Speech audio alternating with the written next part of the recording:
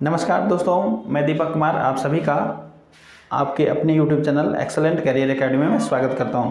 दोस्तों, आज हम लोग जनरल साइंस का जो सीरीज चल रहा है अभी उसका सेट नंबर 19 डिस्कस करने वाले हैं। दोस्तों, इसमें जनरल साइंस का जितना भी क्वेश्चन इसमें डील किया जाएगा वे सभी प्रीवियस ईयर पेपर से लिया गया है। आप किसी भी एग्ज़ाम की तैयारी कर रहे हो तो ये वीडियो आपके लिए काफ़ी ज़्यादा हेल्पफुल रहने वाला है। आगे आने वाले जैसे झारखंड सचिवालय, उत्पाद सिपाही, झारखंड पुलिस, दरोगा या अन्य एग्ज़ाम जिसमें साइंस का क्वेश्चन पूछा जाता है तो उस सभी एग्ज़ाम के लिए ये वीडियो काफ़ी हेल्पफुल रहने वाला है। तो चलिए दोस्तों, हम लोग वीडियो को शुरू करते हैं और देखते हैं हम लोग का इम्पोर्टेंट क्वेश्चन कौन कौन सा इस वीडियो में डिस्कस होने वाला है। तो चलिए हम लोग देखते हैं पहला नंबर क्वेश्चन क्या कहता है। देखिए, कहता है मानव शरीर में WBC और RBC का अनुपात कितना होना चाहिए। दोस्तों, मानव शरीर में जो WBC और RBC, ठीक है, WBC और RBC इसका रेशियो कितना होना चाहिए। ये ब्लड सेल्स हैं, ठीक है, WBC RBC और एक हम लोग बोल सकते हैं प्लेटलेट्स, ठीक है, ये सभी ब्लड के कण हैं, यानी कि रक्त कण के रूप में इसे मतलब देखा जाता है। तो इसका रेशियो कितना होना चाहिए। इसका रेशियो होना चाहिए 1/600। कितना होना चाहिए दोस्तों, 1/600 इसका रेशियो होना चाहिए, 1/600। आपका राइट आंसर ये होगा, ठीक है। चलिए अब हम लोग देखते हैं हम लोग का अगला क्वेश्चन क्या होगा। चलिए हम लोग अगला क्वेश्चन पर चलते हैं। हमारा नेक्स्ट क्वेश्चन कहता है, देखिए क्वेश्चन नंबर 2, आधुनिक आवर्त सारणी में कुल कितने आवर्त हैं। आधुनिक आवर्त सारणी में कुल कितने आवर्त हैं। तो दोस्तों, आवर्त और एक होता है हम लोग देखेंगे समूह, ठीक है, वो क्या होते हैं। जैसे आधुनिक आवर्त सारणी अगर मान लीजिए ये है तो इसमें जो इस टाइप का होगा, ठीक है, इसे हम लोग बोलते हैं आवर्त, है ना, और इस टाइप का जो कॉलम बना हुआ होता है उसको हम लोग बोलते हैं समूह। तो आधुनिक आवर्त सारणी में जो होते हैं वो टोटल 7 आवर्त होते हैं। कितने आवर्त होते हैं, 7 आवर्त होते हैं। और अगर आपको समूह पूछा, ठीक है, आपको अगर समूह पूछा तो समूह कितना होगा दोस्तों, समूह जो है वो 18 होगा। आप इसे ध्यान में रखेंगे। आवर्त कितने होंगे 7, लेकिन समूह होंगे 18।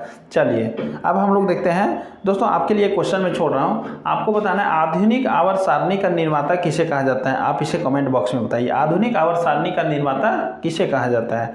चलिए नेक्स्ट क्वेश्चन देखिए, क्वेश्चन नंबर कितना होगा 3। बाह्य श्वसन एक, यहाँ पर खाली स्थान है, प्रक्रिया है। बाह्य श्वसन जो है वो कैसी प्रक्रिया है। तो दोस्तों, बाह्य श्वसन मतलब बाह्य श्वसन में सिर्फ हम लोग इसको काउंट करेंगे कि जो हम लोग श्वास खींचते हैं और श्वास छोड़ते हैं, ठीक है, इसे हम लोग मतलब जो हम लोग गैस को इनहेल करते हैं और एक्सहेल करते हैं, इसे हम लोग बाह्य श्वसन के रूप में ही काउंट करते हैं। तो इसका राइट आंसर होगा भौतिक प्रक्रिया। ये क्या है, भौतिक प्रक्रिया है। बाह्य श्वसन जो है वो एक भौतिक प्रक्रिया है। चलिए अब हम लोग नेक्स्ट क्वेश्चन में चलते हैं। हमारा अगला क्वेश्चन देखिए क्या कहता है। कहता है पौधे में जाइलम निम्नलिखित में से क्या कार्य करता है। दोस्तों, पौधे में जाइलम देखिए दोस्तों, एक हम लोग बोल सकते हैं कि ये पौधे में पाए जाने वाला उत्तक है। और ये जाइलम क्या करता है दोस्तों, जाइलम जो है वो परिवहन का काम करता है। और ये क्या चीज़, पेड़ पौधे में किस चीज़ को मतलब एक जगह से दूसरे जगह पहुंचाने का काम करता है। तो इसका राइट आंसर होगा दोस्तों, पानी का परिवहन करता है। क्या करता है, पानी का परिवहन। जाइलम जो है वो जल का परिवहन करता है। इसी तरह का परिवहन के लिए एक और उसमें उत्तक लगा हुआ होता है जिसे हम लोग बोलते हैं फ्लोएम। क्या बोलते हैं, फ्लोएम। फ्लोएम क्या करता है, जब पेड़ पौधे का जो खाना बनता है, पत्तियों में जो उसका खाना बनता है, वो उसका भोजन को पौधे के विभिन्न भागों तक पहुंचाने का काम करता है फ्लोएम। कौन करता है दोस्तों, फ्लोएम, ठीक है। तो आप इसे याद रखेंगे, ठीक है, क्या याद रखेंगे, फ्लोएम, आप इसे याद रखेंगे, ठीक है। चलिए अब देखेंगे हम लोग नेक्स्ट क्वेश्चन में चलते हैं। हमारा अगला क्वेश्चन क्या कहता है। हमारा अगला क्वेश्चन है क्वेश्चन नंबर 5। जब कंडक्टर का प्रतिरोध बढ़ता है तो बिजली। दोस्तों, जब हम लोग देखते हैं कि प्रतिरोध अगर कंडक्टर का बढ़ाएंगे तो बिजली क्या होगी। तो अगर प्रतिरोध बढ़ेगा तो बिजली घट जाएगी, यानी करंट जो होगा वो घट जाएगा, ठीक है। तो ये बात आपको ध्यान में रखना पड़ेगा।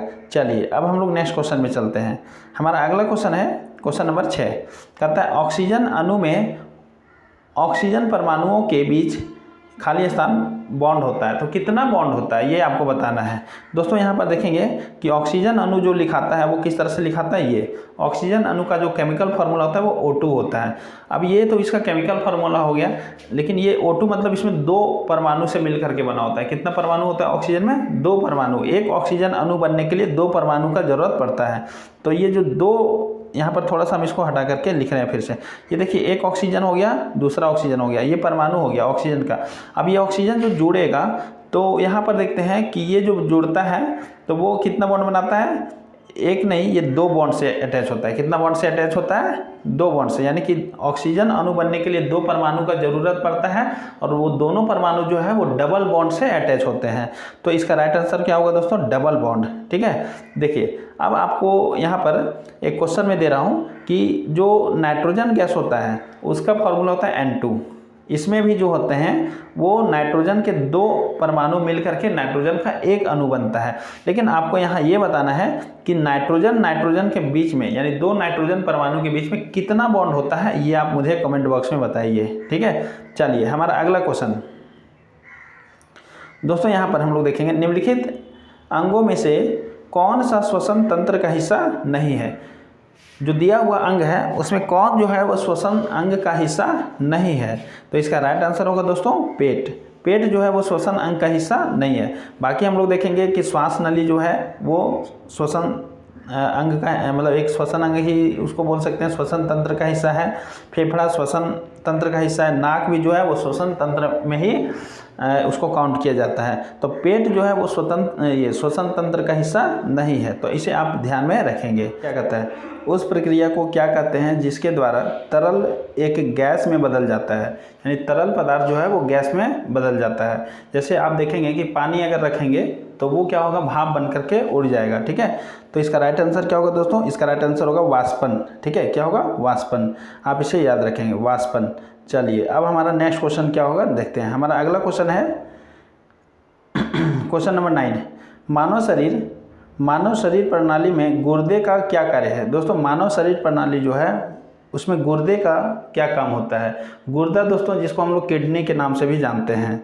ठीक है, तो देखिए दोस्तों इसका मुख्य जो कार्य होता है वो उत्सर्जन का कार्य होता है। उत्सर्जन मतलब हमारे शरीर के कोशिकाओं में जितने भी प्रकार के वैसे पदार्थ बनते हैं जो कि हमारे शरीर के लिए ज़रूरी नहीं है, तो वो फिर ब्लड में आ जाते हैं, कोशिका से ब्लड में। और ब्लड जो है वो जब गुर्दा से, यानी कि हम लोग बोल सकते हैं किडनी से पास होता है, तो किडनी जो है वो उस जो भी उसमें गंदगी होते हैं, यानी जो ब्लड में जो भी इम्प्योरिटी होते हैं, जो वैसे पदार्थ जो हमारे शरीर के लिए नुकसानदायक है, उसे छान करके और अलग करके और हमारे शरीर से बाहर निकालने का काम करता है। ठीक है, तो इसका राइट आंसर आपको याद रखना है। गुर्दे का क्या काम है, ये जो है ब्लड को फिल्टर करता है या उत्सर्जन तंत्र में ये हिस्सा लेता है गुर्दा। यानी गुर्दा जो है वो एक क्या है, उत्सर्जन अंग है। आप इसे याद रखेंगे।